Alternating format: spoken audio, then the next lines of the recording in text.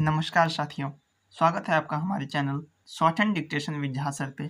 आज से हम शुरू करने वाले हैं इंग्लिश शॉर्ट हैंड का बेसिक कोर्स, जो कि फ्री ऑफ कॉस्ट हमारे यूट्यूब चैनल पर प्रोवाइड किया जा रहा है। तो बिना हम टाइम गंवाते हुए शुरू करते हैं अपने टॉपिक को। बेसिकली हम आज सीखने वाले हैं इंग्लिश शॉर्ट हैंड का first chapter, means basic. English short hand को हम संकेत लिपि, आशु लिपि या शीघ्र लिपि भी बोलते हैं। संकेत लिपि इसलिए बोला जाता है क्योंकि इसको हम स्ट्रोक्स के माध्यम से लिखते हैं, और इसे शीघ्र लिपि इसलिए बोला जाता है क्योंकि कोई व्यक्ति किसी वर्ड को बोलते जा रहा है और हम उसे स्ट्रोक्स में लिखते हैं, तो इसलिए इसका नाम संकेत लिपि, शीघ्र लिपि, आशु लिपि पड़ा है। बेसिकली इंग्लिश शॉर्ट हैंड में स्ट्रोक्स होते हैं। Strokes basically English short hand में 25 स्ट्रोक्स होते हैं, और स्ट्रोक्स भी दो तरह के होते हैं। एक होता है आपका स्ट्रेट स्ट्रोक्स और एक होता है कर्व स्ट्रोक्स। स्ट्रेट स्ट्रोक्स आपके 9 होते हैं और कर्व स्ट्रोक्स आपके 16 होते हैं। बेसिकली स्ट्रोक्स में भी दो टाइप के स्ट्रोक्स होते हैं, एक लाइट स्ट्रोक, एक डार्क स्ट्रोक।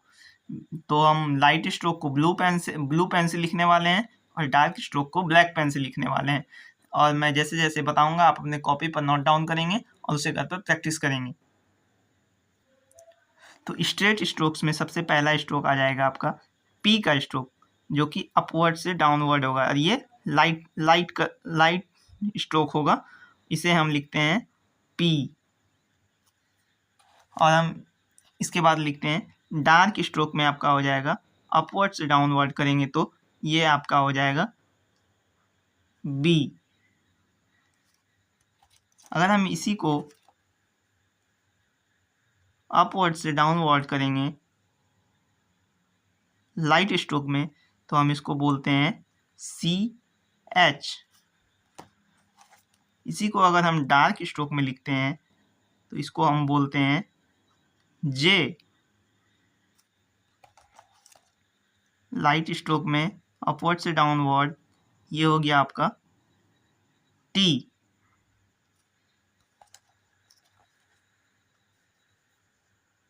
अगर इसी को हम डार्क स्ट्रोक में लिखेंगे तो ये हो जाएगा आपका डी। अगर हम इसी को लिखेंगे लेफ्ट टू राइट में लिखेंगे लाइट में तो ये आपका हो जाएगा के।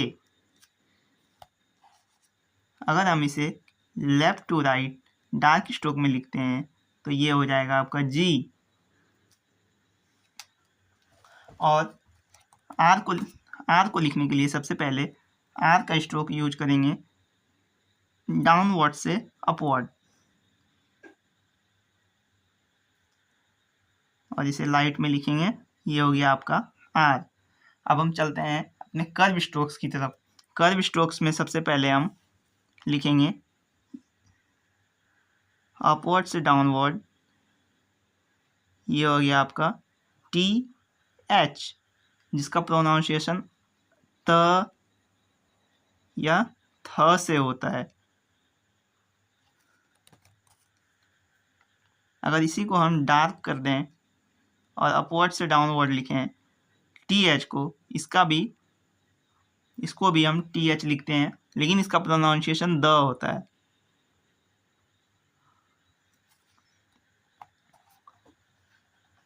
अगर हम अपवर्ड से डाउनवर्ड लाइट स्ट्रोक्स में लिखें तो ये हो गया आपका एस। अगर हम इसी को डार्क स्ट्रोक्स में लिखेंगे अपवर्ड से डाउनवर्ड की ओर तो ये हो जाएगा आपका जेड।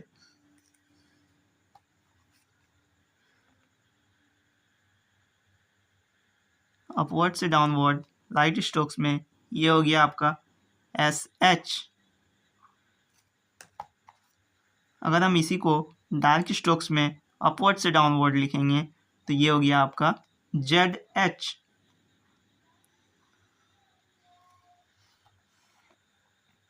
अगर हम अपवर्ड से डाउनवर्ड इसे लाइट स्ट्रोक्स में लिखेंगे तो हम इसे लिखते हैं एफ। अगर हम इसे डार्क स्ट्रोक्स में अपवर्ड से डाउनवर्ड की ओर लिखेंगे तो इसे हम लिखेंगे भी। अगर हम इसे डाउनवर्ड से अपवर्ड की ओर लिखते हैं, लाइट स्ट्रोक्स में लिखते हैं, तो ये हो गया आपका y। अगर हम इसे डार्क स्ट्रोक्स में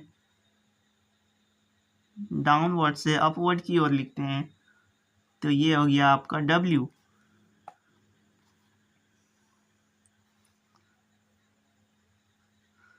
अगर हम लाइट स्ट्रोक्स में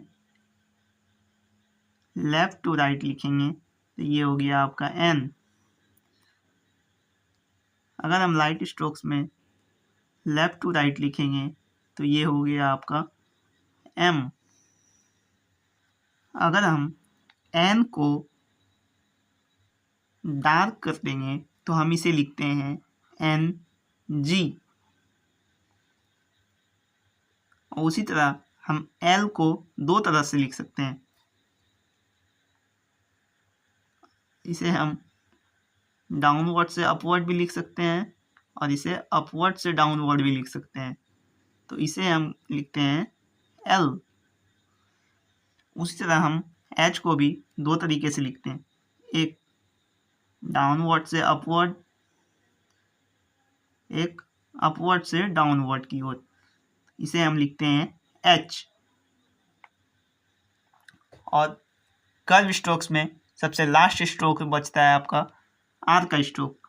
r को हम अपवर्ड से डाउनवर्ड की ओर लिखेंगे कर्व स्ट्रोक्स में, तो इसे हम लिखते हैं r। बेसिकली हम r को स्ट्रेट स्ट्रोक्स r और इसे हम कर्व स्ट्रोक्स दोनों तरह से लिख सकते हैं। अकॉर्डिंग टू द रिक्वायरमेंट इसका यूज होता है, जिसका जहाँ पे रिक्वायरमेंट होता है उसका वैसा ही यूज होता है। तो मिलते हैं हम अपने नेक्स्ट वीडियो में। तब तक आप इसे हर एक स्ट्रोक्स को 30 से 40 बार प्रैक्टिस कीजिएगा, तभी ये आप पे कमांड होगा, नहीं तो फिर आगे दिक्कत हो जाएगा। तो मिलते हैं हम अपने नेक्स्ट वीडियो में। धन्यवाद।